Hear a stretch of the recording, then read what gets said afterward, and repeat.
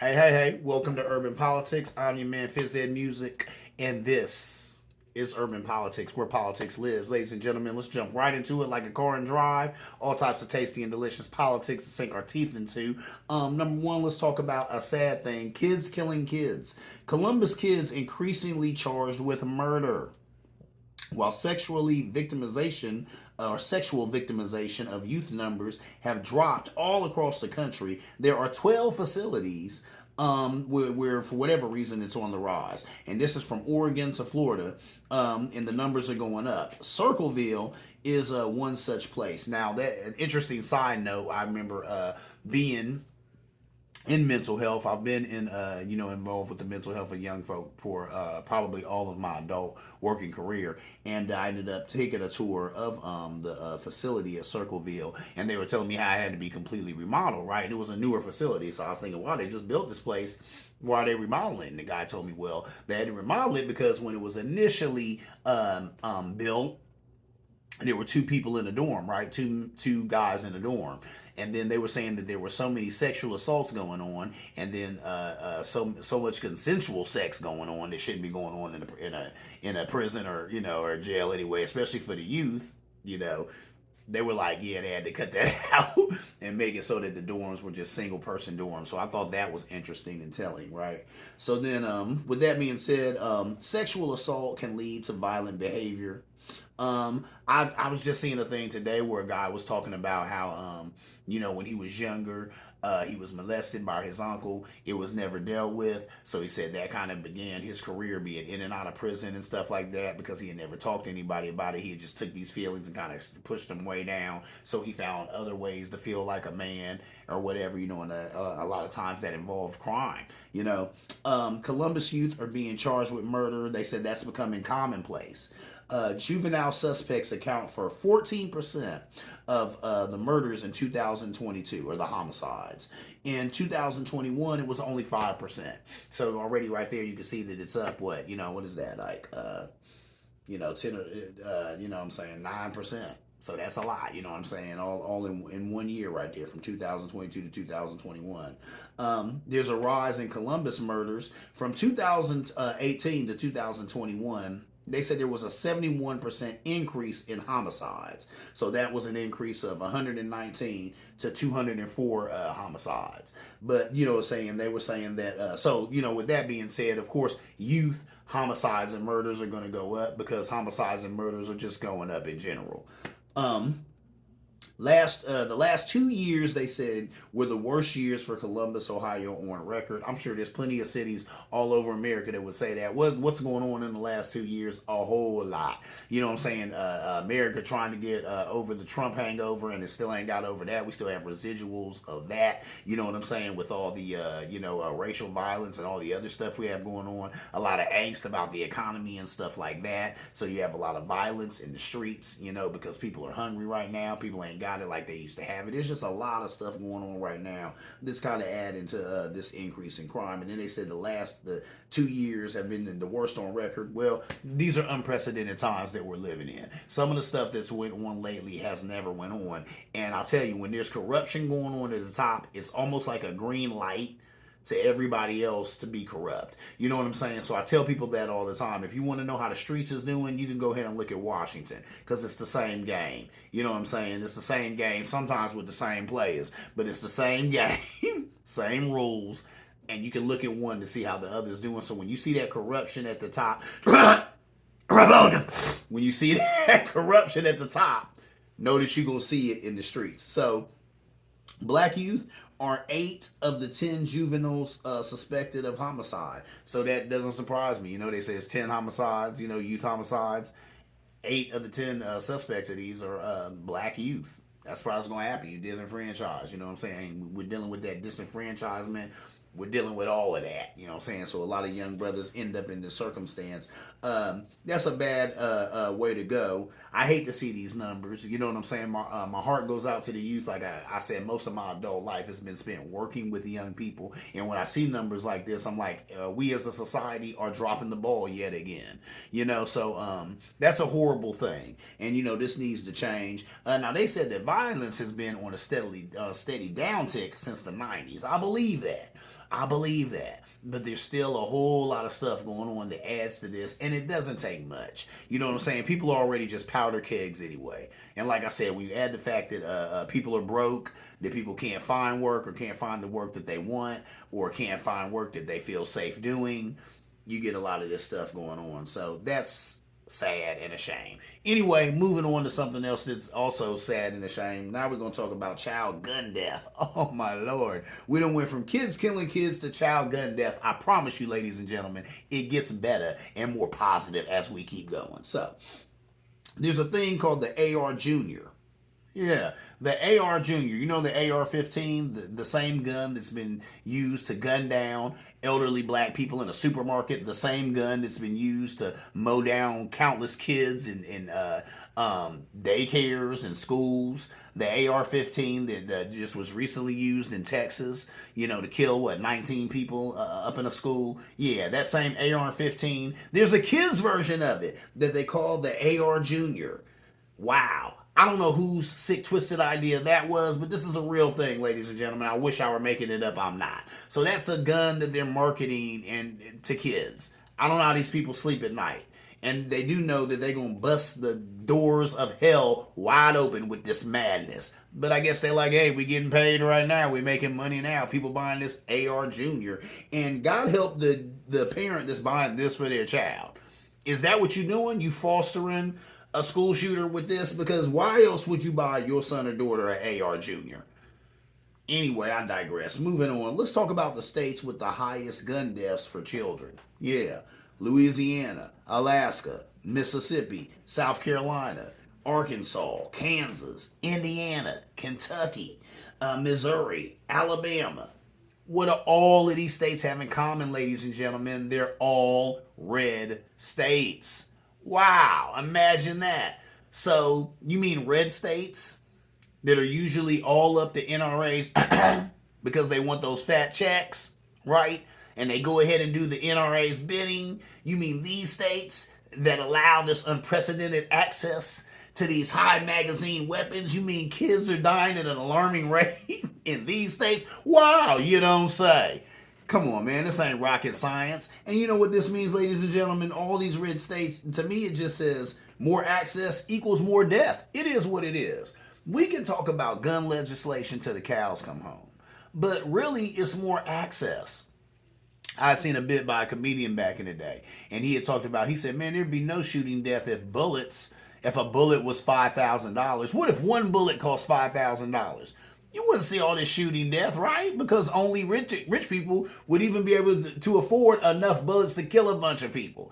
So you just wouldn't see it. It wouldn't be commonplace. See what I'm saying? So that's something to think. It's all about access. Because you're never going to stop stupid people from doing stupid things. You're never going to stop people from being mentally unstable. And some of these people weren't even mentally unstable. A lot of times, some of these young guys will go shoot something up and they'll be like, well, there was no red flag. He didn't have a history of mental illness. No, he was just young. Or he was just, whatever, and had a bad day, you know what I'm saying, and got a bug up his butt and wanted to hurt a bunch of people.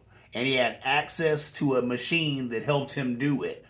That's what makes these bad situations that end up on the news. These days, they only end up on the news, I think, what is the quote? At least 4 people have to buy it for it to even become national news. That's sad. That's what we've gotten to in this country. That these shootings are so commonplace that unless 4 or more people die, we can't waste the news cycle on it because we got other stuff to talk about. See what I'm saying? So come on, it's all about access, ladies and gentlemen, and I don't want to hear anything else. Don't tell me about all this other, all of this stuff is a part of it. Republicans always, we need to talk about the mental health piece. I agree with that. There does need to be more money for mental health services. I agree with that, especially in the black community. There needs to be more money for mental health services. But there also needs to be reduced access to these high magazine weapons. Anyway, moving on, let's talk about some other stuff. You know how I like to talk about numbers. It's interesting, too, because I hate math. I was never good at math.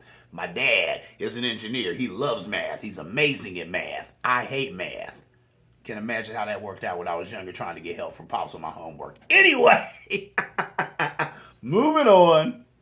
Let's talk about the numbers, ladies and gentlemen, because what? Women lie. Men lie, but these numbers. They don't lie. Check me out. Okay. 21% of Americans, or 21% of America, says that we are headed in the right direction. 21%. That's it? Yeah. So obviously 74% say that we're headed in the wrong direction. They said that is the highest number in history. I couldn't believe it. Like I said, these are unprecedented times. A lot of stuff's going on right now. The Supreme Court is acting a fool. A lot of stuff going on right now. We have an ex-president whose house was just raided by the FBI, and they did their jobs. They didn't do anything nefarious. They did their jobs. Unfortunately, we had a president who was so off the hook they had to do that job. So, I understand that number. 58% say that America's best days are behind it. Wow. Now, when I see that, I'm like, 58% of people think America's best days are behind it. I hope that's not true, because America's past is pretty horrible.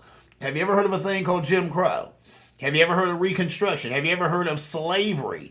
These are things that are in America's past. So I think there's nowhere to go but up, ladies and gentlemen. And I laughed and keep from crying, but when I saw that, I'm like, 58% of people say that America's best days are behind it. My God, that can't be right, because America's past is pretty abysmal. So, like I said, when I think we hit rock bottom probably in the 1900s with all them lynchings and stuff that was going on. But whatever, I think there's nowhere for this country to go but up. Anyway, 33% say that say that they have no faith in public schools. Well, can you blame them? Look what's going on with these public schools. You have all these feckless, weak governors. Some are beholden to Trump. Some are just beholden to their bases. Some are just beholden to their constituents, and they're scared to do the right thing to help people. And then when they do try to do the right thing to help people, which is like maybe have people, social distance, maybe have people wearing masks, then they end up losing their jobs. But the information is all over the place. I read now that the CDC is talking about don't ask, don't tell when it comes to COVID. What? So what is that? So now COVID is being treated like homosexuality was treated by Bill Clinton. Don't ask, don't tell. If you had COVID, don't talk about it. If you got over it, don't talk about it. Don't ask anybody if they ever had it. This is redonkulous, but that's what's going on here. So I can understand how people have no faith in public schools. Right now, I live in Columbus, Ohio. My son is supposed to start his first day of school. Was supposed to be this week, but now they're pushing that back. Why? Because the teachers are striking. I'm not hating on the teachers. I stand in solidarity with the teachers. If you watch this show and you know me, I have great respect for teachers. Actually, in my everyday life, I'm kind of like a teacher, but something different. You know what I'm saying? Because I work with kids that need a whole lot more help. So... But point being, I have a lot of respect for teachers. I have a lot of love for teachers. And right now, teachers, they're not being treated right. They're not getting paid right. That's been going on forever. Teachers have never been respected in this country. We have a whole political party who blames them for everything. So a TI is what a TI is. And, some of them, a lot of these teachers, these men and women, they're dedicated to the youth, but they got kids of their own. Right? They got loved ones at home. They got wives at home. They got husbands at home. And they don't want to go to a school and work with all these children that they love just to catch something and take it home and hurt people and kill people that they love and that are in their family, right? So I get it. So that's where that number is coming from. 57% say the investigation into Trump should continue. It's due to go into November. If you've been watching like I've been watching, know that Miss Cheney, lost her seat. That blew me away. Really? Once again, her last name is Cheney. Lost her seat. That shows Trump is the demon beast. He done took over the Republican gang. Took the gang right from him. Mitch McConnell, where you at? That's supposed to be your gang. And you let Trump just come and take it. Let them just come and take it, right? That's sad. So that's what's going on there. And another thing that'll be different. So, now she's kind of unhinged. She done lost her seat.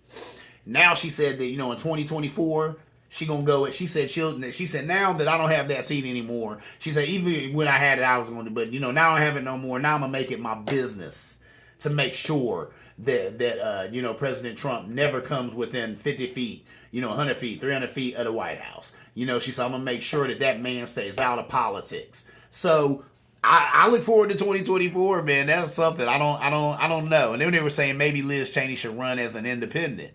I don't know what happens with that. Heck, is it going to be a primary between her, DeSantis, and Trump? Hold up. Would you love to see that primary? Would you love to see that? Liz Cheney, Donald Trump, and Ron DeSantis. Interesting, ladies and gentlemen. That's why I love politics. This is off the heezy for cheesy, right? This is some interesting stuff. You never know what could happen, but I get it. And then how about this? Pence will have to testify. They hollered at Pence. They said, "I want you to come in and answer some questions." They were yelling, "Hang Mike Pence" at the insurrection. We definitely need to talk to the man who liked to got hung that day because he didn't want to not certify some electorates and disenfranchise a whole lot of Americans.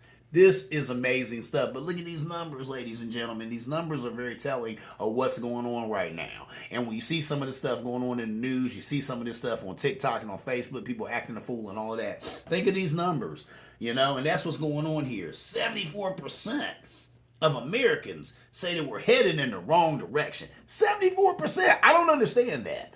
You know what I'm saying? I don't understand that because I'm like, there's a whole lot of accomplishments, especially as of lately, that Mr. Biden has been able to tout. And maybe that's what it is. Maybe it's just so fresh or so new that people haven't really let it sink in what he's got done. I'm going to talk about it next show. I didn't have time to talk about it this show, but I'm definitely going to go into it next show because the man been doing some big things, right?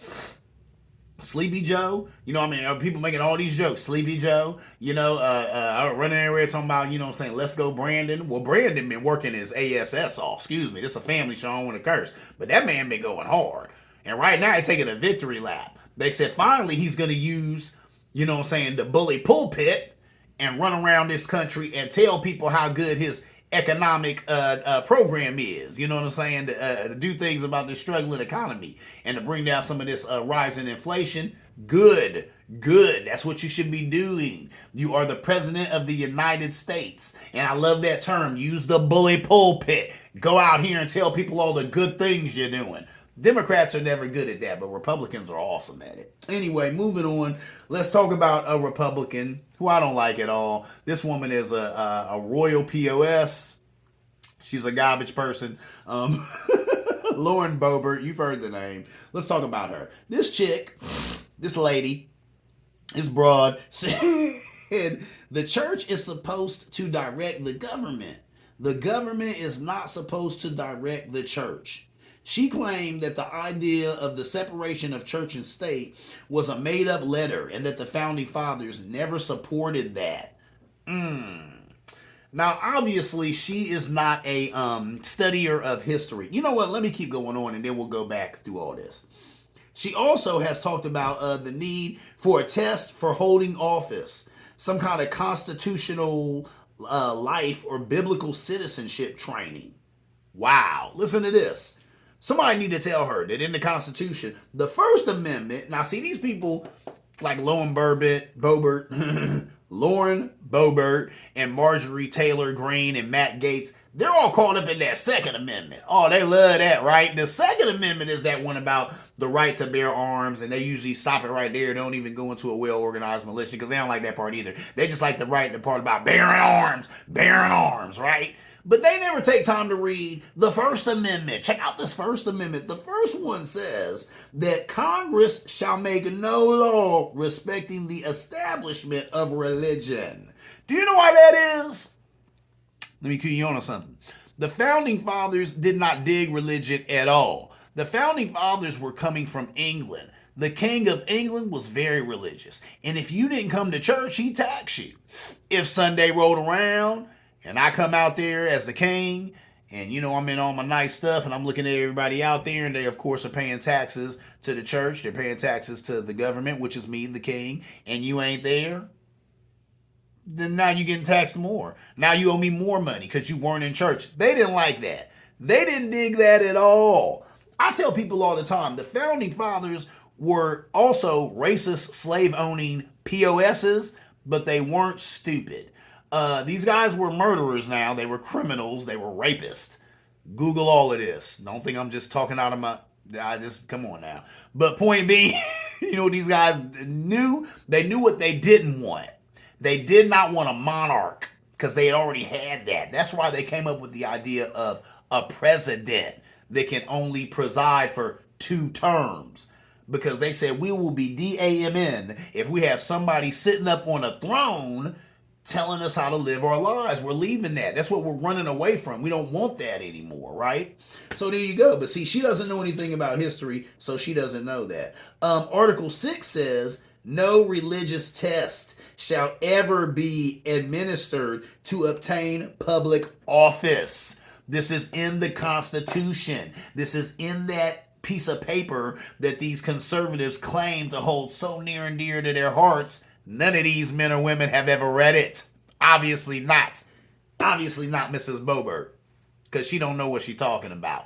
But that's typical for these people. And you got to think, she won her seat, right? So people voted her back in. I'm pretty sure. I might be wrong about that. I know Marjorie Taylor Greene won her seat. And if you know how crazy that woman is, we're about to talk about that buffoon in a minute. But she won her seat. So their constituents are happy with this. But a lot of that is gerrymandering or whatever. And a lot of people being asleep at the wheel. Because some of the facts I just shared with you, I guarantee you, some of Lauren Boebert's constituents, they don't know what I just read to you. Nor do they even really care. They don't care. They just want to keep going after trans youth and keep going after minority voting rights and keep going after same-sex marriage and anything else you got that really doesn't really amount to a hill of beans, but they're just uncomfortable about. So there's that. So it's in the Constitution, Ms. Boebert. So yes, there should be a separation of church and state. If you don't like that, go somewhere else where that doesn't exist. But this is America, and that's how we get down around her. Marjorie Taylor Greene, she said it came right out of her mouth. You know, and that's what it is. If you pay attention, a lot of these Republicans, a lot of these GOP members, now they're saying the quiet part out loud because they just don't care. And she said, the Republican Party is a Christian nationalist party. Whoa. Whenever you hear nationalist party, you know what you should think? Think Nazis. Because that's what the Nationalist Party is. Nazis. I remember years ago, I was watching a documentary about Bill Riccio, who might be dead now. I hope he is. If he, I shouldn't say. He might. I mean, I imagine. I don't know where this guy is at. But anyway, he was the head of skinheads at the time.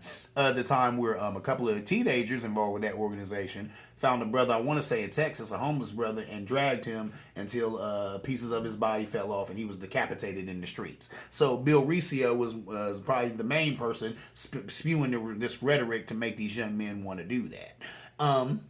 But in watching that documentary, they were talking about the music that they have sometimes to go with the skinhead movement. And I was tripping because I've even talked about it on the show how some of the music was actually pretty good. I mean, if I didn't know what they were talking about, I'd be like, this is a catchy song. But one of the songs was about being a white national socialist. Proud to be, and you can be a white national socialist. You got to think, I saw this documentary a million years ago. I was a teenager, and I still remember that song. But he talked about being a white national socialist. So when you hear Christian Nationalist Party, that's Nazis. You know what I'm saying? And Christian Nationalist Party, here it is. These evangelicals, these folk, they care about God as far as, him being white.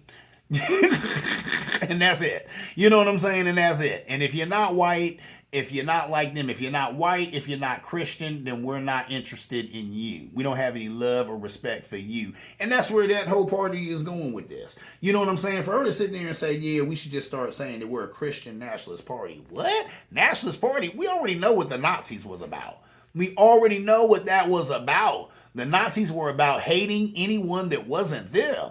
If you're a person of color, we want you out. If you're disabled, we want you out.